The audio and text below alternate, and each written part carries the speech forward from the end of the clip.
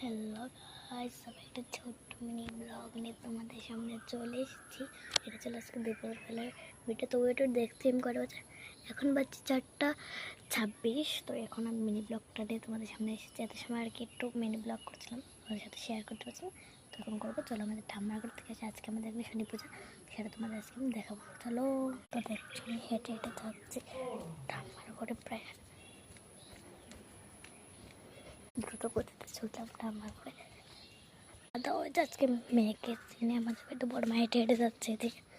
দেখো এইখানের কাদাটা দেখো একবার, তোমরা দেখলে কিরকম লাগে না?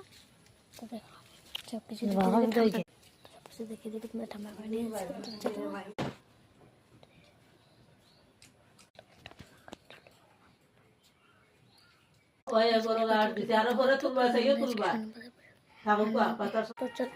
বেরিয়েছে এখন যাচ্ছে রাস্তায়।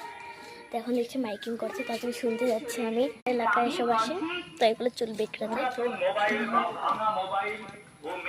প্রকৃতিটা কি সুন্দর, আমার রাস্তা